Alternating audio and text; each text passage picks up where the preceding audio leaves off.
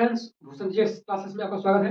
हमारा टॉपिक चल रहा है प्राचीन भारत के इतिहास के क्रम में जैन धर्म। इसके पहले हमने जैन धर्म में एक वीडियो बना चुके हैं। उसमें हमने देखा था कि जो 24 तीर्थंकर हुए थे जैन धर्म के, उनकी हम लिस्ट को देखें और उनके जो प्रतीक थे, उनके जो माता पिता थे, हमने उनको डिस्कस किया। और आज हम देखेंगे जैन धर्म के जो 24वें तीर्थंकर थे, जिन्हें महावीर स्वामी कहा जाता है, हम उनको डिस्कस करेंगे। उनके ऊपर आज का पूरा वीडियो रहेगा। और जो इसके बाद वाला वीडियो बनेगा, जो जैन धर्म का जो तीसरा वीडियो बनेगा, उसमें हम देखेंगे कि जो जैन धर्म दो पार्ट में बढ़ जाता है, उनको हम देखेंगे। जो दिगंबर और श्वेतांबर, ये दो जो बढ़ते हैं भाग में, उनको हम अगले वीडियो में डिस्कस करेंगे। तो हम देखेंगे आज के वीडियो में क्या जैन धर्म के जो वास्तविक संस्थापक माने जाते हैं महावीर स्वामी, उनको हम डिस्कस करेंगे। तो आइए शुरू करते हैं। जैन धर्म को समझने से पहले क्या देखेंगे कि इसके पहले का इतिहास क्या था। पहले इतिहास में देखा था कि जब वैदिक सभ्यता का आरंभ होता है और धीरे धीरे क्या होता है कि आगे आता है हमारा जो चौथा वेद आता है, जिसे अथर्ववेद बोला जाता है। उसमें क्या हुआ कि जो कर्म कांड उसमें आए, उसमें जो होता है कि वर्ण व्यवस्था काफी प्रचलित हो गया। आगे चल क्या देखते हैं हम कि जो उसमें आस्तिक और नास्तिक दो भागों में बंटने लगे। जो एक बौद्ध धर्म सामने उभर के आया और एक जैन धर्म। ये ऐसे धर्म थे जो ईश्वर से थोड़े हट के थे, जो ईश्वर में अपना विश्वास नहीं रखते थे। तो ऐसे ही ये धर्म क्या है, जैन धर्म है। जिस तरह से बौद्ध धर्म था, बौद्ध धर्म क्या था कि वो भी ईश्वर में विश्वास नहीं रखते थे, उसी तरह से जैन धर्म भी है जो ईश्वर में विश्वास नहीं रखते थे। तो हम इन्हीं को डिस्कस करेंगे। तो आइए शुरू करते हैं। तो जैन धर्म में हम आज 3 पार्ट को डिस्कस करेंगे। पहला है हमारा पृष्ठभूमि। पृष्ठभूमि का अर्थ ये है कि जैन धर्म का उत्पत्ति कैसी होती है और उसके जो संस्थापक थे वो कौन थे, और किस तरह से जैन धर्म जो चलते चलते जो 24वें तीर्थंकर महावीर स्वामी बनते हैं वो कैसे बनते हैं, तो हम इसको देखेंगे। और आगे हम देखेंगे महावीर स्वामी का जो इतिहास रहा था, उनको हम देखेंगे कि वह किस तरह से अपने पूरे जीवन में किस तरह से अपने राजकाज को छोड़ करके वह एक सन्यासी बन जाते हैं। फिर आगे उनके उपदेश को डिस्कस करेंगे कि उनके उपदेश और उनकी शिक्षाएं क्या थी जो आज जैन धर्म में चलते हैं। तो आइए शुरू करते हैं। सबसे पहले हम देखेंगे पृष्ठभूमि। पृष्ठभूमि में देखेंगे कि जैन धर्म में कुल 24 तीर्थंकर हुए। कितने? तो 24 तीर्थंकर हुए कि जो 24 कौन थे, तो महावीर स्वामी थे, जिन्हें वास्तविक संस्थापक माना जाता है। तो संस्थापक कौन थे? तो संस्थापक थे हमारे प्रथम जो ऋषभ देव। ऋषभ देव या जिन्हें आदिनाथ या ऋषभ देव भी कहा जाता है। क्या? ऋषभ देव। ऋषभ देव जो थे, इन्होंने क्या हुआ कि जैन धर्म की स्थापना की। लेकिन जो महावीर स्वामी है, इन्होंने इसका वास्तविक संस्थापक माना जाता है।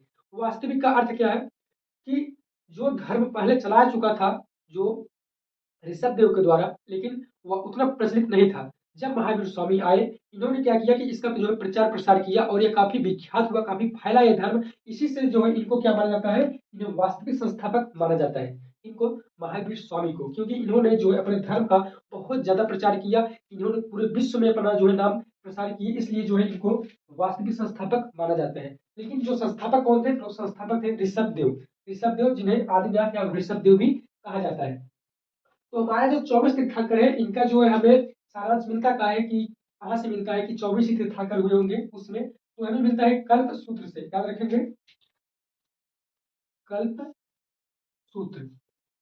कल्प सूत्र पुस्तक है, इसी से जो है हमें 24 तीर्थंकरों की बात मिलती है। तो आगे देखते हैं। तो पहले संस्थापक हो गए, और जो पहले था संस्थापक में से कुछ क्वेश्चन आते हैं एग्जाम में, और फिर आते हैं 22वें 23वें और जो 24 है उनसे भी क्वेश्चन बनते हैं। तो 22वें जो थे वो कौन थे, तो 22वें तीर्थंकर थे अरिस्टिनेमी। अरिस्टिनेमी से भी क्वेश्चन बनता है कि 22वें जो तीर्थंकर हुए थे वो कौन थे, तो अरिस्टिनेमी थे, इन्हें आप याद रखेंगे। और जो 23वें तीर्थंकर थे जिनका नाम पारसनाथ था, कौन थे? पारसनाथ। जो अरिस्टिनेमी है जो 22वें तीर्थंकर है, और जो पहले तीर्थंकर है ऋषभ देव, इन दोनों का जो उल्लेख में कहाँ पर मिलता है देखने को, तो मिलता है हमें ऋग्वेद में। कहाँ पर?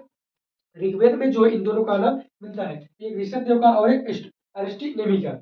जो ऋषभ देव थे, इन्होंने दो उपदेश दिए थे। पहला उपदेश क्या था? सत्य, और दूसरा क्या था? अहिंसा। पहला क्या था? सत्य और अहिंसा। लेकिन जब आते हैं पारसनाथ, जो पारसनाथ आते हैं 23वें तीर्थंकर, इन्होंने क्या कहा? इन्होंने 4 उपदेश दिए। कितने? 4 दिए, जो कि 4 है। एक पहला है सत्य, अहिंसा, अस्त्य और अपरिग्रह। क्या है? अपरिग्रह। इन्होंने 4 उपदेश दिए। लेकिन जब आते हैं महावीर स्वामी, इन्होंने एक और जोड़ दिया इसमें। तो क्या बन गया? वो 5वां महाव्रत बन गया, जिससे बोलते हैं ब्रह्मचर्य। ब्रह्मचर्य किसने जोड़ा? तो महावीर स्वामी ने जोड़ते हैं। जो 4 थे जिनको बताया जाता है कि पारसनाथ जी के द्वारा चलाए गए थे। तो आइए हम थोड़ा पारसनाथ जी का हिस्ट्री देखते हैं कि इनका जो जन्म कैसे होता है, इन्होंने संन्यास कब बने। तो जो इनका जन्म होता है पारसनाथ जी का, वह काशी में होता है, बनारस जिसे वाराणसी कहा जाता है। वहां पर जो है इनका जन्म होता है। कब होता है? तो इनके जन्म के बाद इन्होंने 30 वर्ष, याद रखेंगे कि 30 वर्ष की आयु में अपना घर यानी कि अपना राष्ट्र छोड़ दिए और जाकर के सन्यासी बन गए। जिस तरह से महावीर स्वामी भी 30 वर्ष की आयु में ही जाते हैं, उस तरह से पारसनाथ भी 30 वर्ष की आयु में ही जाते हैं। इसे आप याद रखेंगे। इनके पिता कौन थे? तो पिता इनके थे अश्वसेन। क्या कौन थे? तो पिता अश्वसेन थे, जो कि काशी के राजा हुआ करते थे। काशी के राजा थे और उनके पुत्र थे कौन? पारसनाथ जी। फिर क्या होता है कि इन्होंने जो घर त्याग दिया, घर छोड़ के चले गए और ये जो है ज्ञान की प्राप्ति होती है कहाँ पर? तो सम्यक पर्वत। कहाँ पर? तो सम्यक पर्वत पर इनको जो ज्ञान की प्राप्ति होती है। फिर इन्होंने क्या कहा? इन्होंने जो 4 शिक्षाएं दी ज्ञान की प्राप्ति को होने के बाद, इन्होंने 4 शिक्षाएं दी। पहला सत्य, अहिंसा, अस्त्य और अपरिग्रह। इसका अर्थ क्या होता है? सत्य का अर्थ होता है कि झूठ ना बोलना, सत्य के रास्ते पे चलना। फिर होता है अहिंसा। अहिंसा का अर्थ क्या है? कि हिंसा ना करना, हिंसा ना करना। फिर आता है हमारा तीसरा अस्त्य। अस्त्य में क्या होता है? कि चोरी ना करना। क्या? चोरी ना करना। फिर आ गया हमारा चौथा। चौथा क्या है इसमें? अपरिग्रह। अपरिग्रह का अर्थ है कि धन एकत्रित ना करना, धन का संचय ना करना। एक क्या थे कि इन्होंने 4 शिक्षाएं दी। किसने? तो वह पारसनाथ जी, जो कि 23वें तीर्थंकर थे। तो आगे देखते हैं। तो जो पांचवें जोड़ा गया, पांचवा महाव्रत जो ब्रह्मचर्य का उपदेश दिया, किसने दिया? तो महावीर स्वामी ने दिया। तो आइए हम अब महावीर स्वामी को देखेंगे। सबसे पहले क्या करेंगे कि इनको जो है एक बार इक्वल कर लेंगे ताकि हमें अच्छे से ये सब याद हो जाए। तो देखते हैं पहले तीर्थंकर कौन थे? तो ऋषभदेव थे। वैष्णव कौन थे? तो अरिष्टनेमी थे। ऋषभ कौन थे? तो वह पारसनाथ जी थे। इनके पिताजी का क्या नाम था? तो अश्वसेन, जो कि काशी के राजा हुआ करते थे। काशी जो कि वाराणसी, आज का बनारस से विख्यात है। और इनको जो ज्ञान की प्राप्ति होती है वह सम्यक पर्वत पे होती है। इन्होंने 4 शिक्षाएं दी। कौन कौन सी? तो सत्य, अहिंसा, अस्त्य और अपरिग्रह। लेकिन जो पांचवा शिक्षा इसमें जोड़ा गया वह क्या है? तो पंचम महाव्रत है, जो इसे ब्रह्मचर्य कहा जाता है, जो कि महावीर स्वामी के द्वारा यह जोड़ा गया था। तो आइए अब हम शुरू करते हैं महावीर स्वामी का जीवन परिचय। महावीर स्वामी का जीवन परिचय को देखते हुए हम क्या करेंगे कि एक जो गौतम बुद्ध है इनको मिला करके हम देखेंगे, ताकि जो हमारा जैन धर्म और बौद्ध धर्म दोनों अच्छे से याद हो जाए। महावीर स्वामी का पूरा हिस्ट्री, पूरी हिस्ट्री महावीर स्वामी का, और साथ ही साथ हम क्या करेंगे, गौतम बुद्ध का भी हिस्ट्री इसमें सम्मिलित करेंगे ताकि हमें अच्छे से दोनों का रिविजन हो जाए। तो आइए देखते हैं। तो जो जन्म होता है महावीर स्वामी का कब होता है? तो वह 540 BC में, 540 BC में कुंडल ग्राम में। कहाँ पर? कुंडल ग्राम में होता है, वैशाली में। अब हम बात करेंगे गौतम बुद्ध की। तो गौतम बुद्ध का जन्म कब होता है? तो उनका जन्म होता है 563 BC में। कब? 563 BC में। कहाँ होता है? तो वह लुम्बिनी नामक ग्राम में होता है। उनका जन्म लुम्बिनी में और इनका जन्म कुंडल ग्राम में, इससे अलग याद रखेंगे। और जो इनकी मृत्यु होती है कब होती है? 468 BC में। 468 BC में इनकी होती है। लेकिन गौतम बुद्ध का मृत्यु कब होती है? तो उनका मृत्यु होती है 483 BC में। उनकी मृत्यु कब होती है? तो 483 BC में। इनका जो होता है पावापुरी में। कहाँ में? तो पावापुरी, वहीं पर इन्होंने अपना अंतिम उपदेश दिया था और वहीं पर जो है इनकी मृत्यु भी होती है। कब? कितनी वर्ष की आयु में? तो 72 वर्ष की आयु में। गौतम बुद्ध की जो मृत्यु होती है, उनको जो महापरिनिर्वाण होता है कहाँ पर होता है? वह कुशीनारा में। कहाँ पर? कुशीनारा में। कितनी वर्ष की आयु में? तो वह 80 वर्ष की आयु में। 80 वर्ष की आयु में उनकी जो है महापरिनिर्वाण होता है। और 72 वर्ष की आयु में जो इनको मोक्ष की प्राप्ति यानी कि इनका मृत्यु होता है। इनके बचपन का नाम क्या था महावीर स्वामी का? तो वर्धमान था। क्या था? वर्धमान। गौतम बुद्ध के बचपन का क्या नाम था? तो वह सिद्धार्थ। उनका नाम सिद्धार्थ और इनका नाम वर्धमान था। पिता का नाम क्या था इनके? तो सिद्धार्थ। इनके पिता का नाम सिद्धार्थ और उनके पिताजी का क्या नाम था? तो शुद्धोधन नाम था।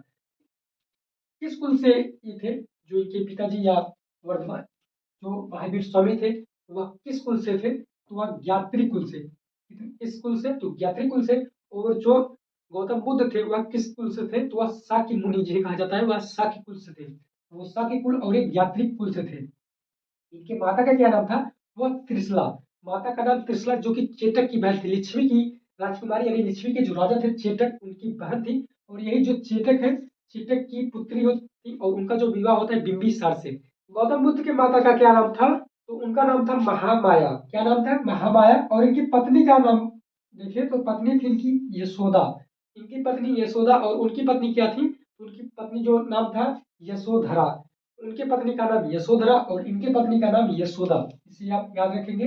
गौतम बुद्ध जो है उनका नाम बुद्ध छोटा नाम है, उनकी पत्नी का नाम बड़ा है। और जो वर्धमान यानी कि महावीर स्वामी इनका बड़ा नाम है, इनकी पत्नी का नाम छोटा है। आप इससे याद रखेंगे क्योंकि एग्जाम में जो होता है इससे काफी कंफ्यूजिंग हो जाता है, क्योंकि जो यशोदा और यशोधरा काफी जो है मैच कर रहा है ना, इसी जो है आप कंफ्यूज हो जाएंगे। लेकिन आप जो याद करेंगे कि जो यशोदा है वह छोटा नाम है, लेकिन इनके जो पति है महावीर स्वामी इनका बड़ा नाम है, लेकिन जो यशोधरा है उनके पति का नाम बुद्ध यानी कि छोटा नाम है। इससे आप याद करेंगे। तो इनकी एक पुत्री थी जिसका नाम था अनुजा प्रियदर्शनी।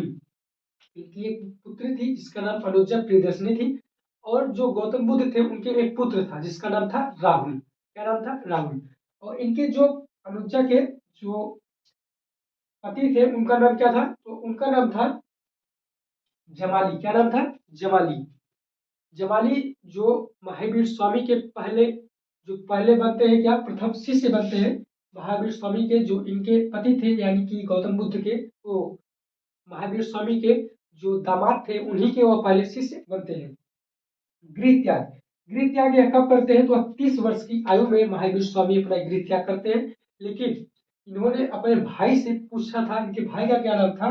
वह नंदीवर्धन। याद करेंगे, नंदीवर्धन से इन्होंने क्या हुआ कि उनसे जा करके आज्ञा ली कि मैं जो है यहाँ राजकाज छोड़ करके अब मैं संन्यास के रास्ते पे जा रहा हूँ। तो इन्होंने अपने भाई से आज्ञा लेकर आए थे, लेकिन गौतम बुद्ध ने उन्होंने किसी से भी आज्ञा नहीं ली और उन्होंने वैसे ही घर छोड़कर चले गए।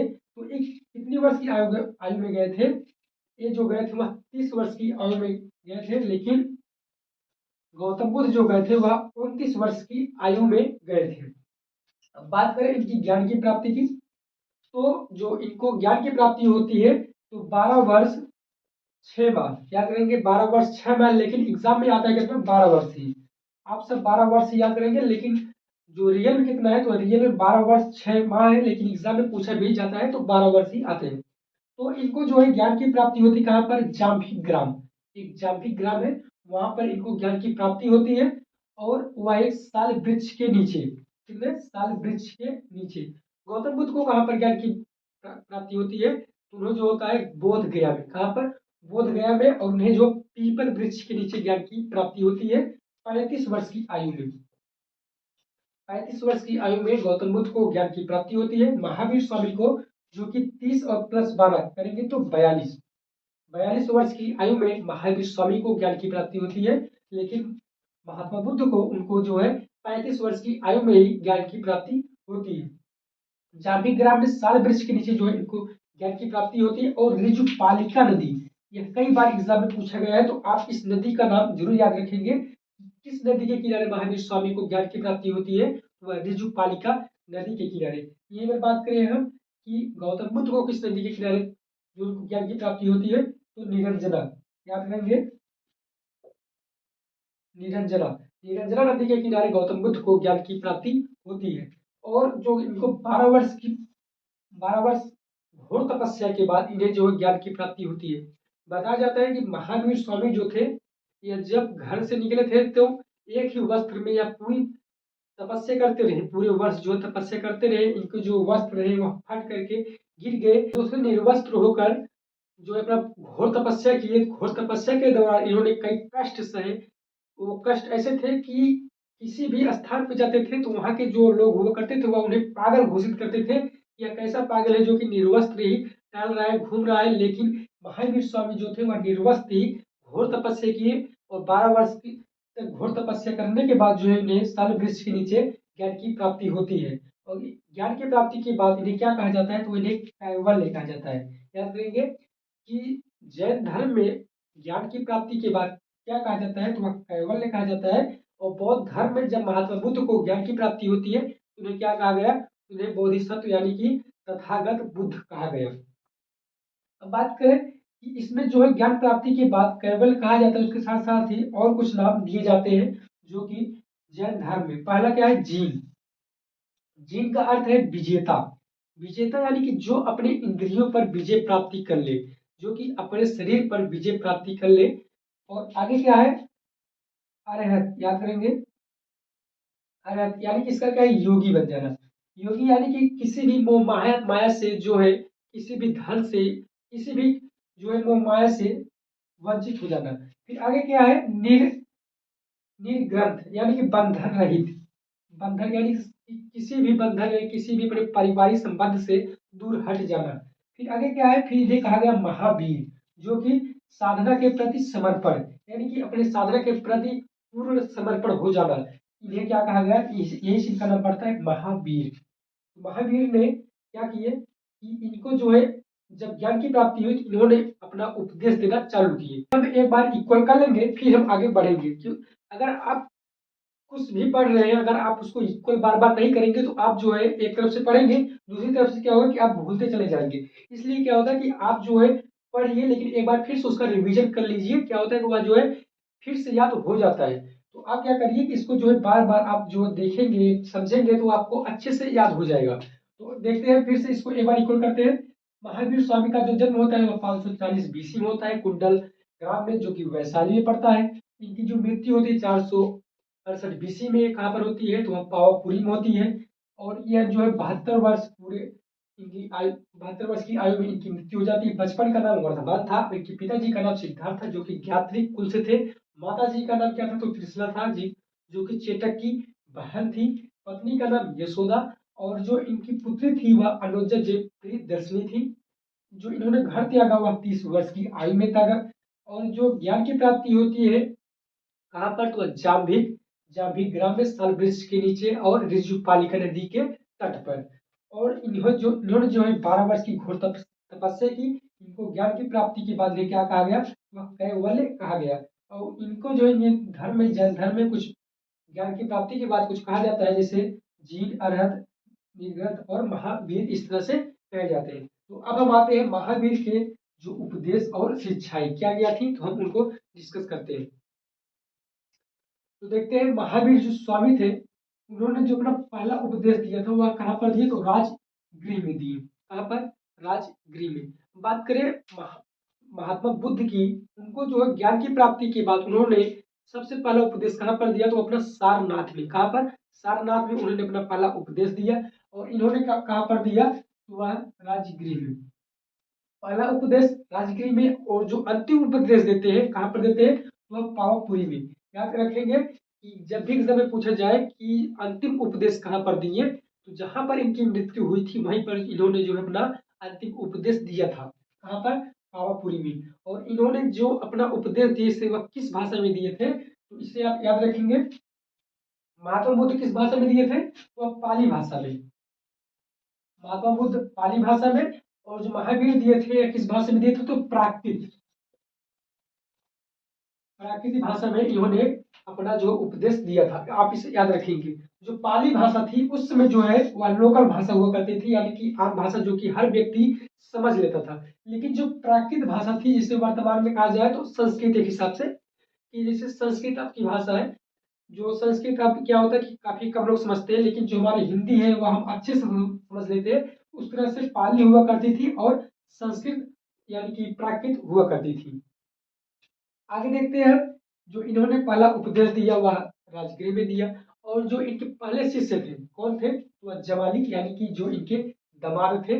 और महात्मा बुद्ध के जो शिष्य थे, जो उन्होंने पहला उपदेश दिया था, किसको दिया था, तो उन्होंने दिए थे अपने पांचों जो मित्र थे, जो 5 पंडित जो इनके मित्र थे उनको दिया था।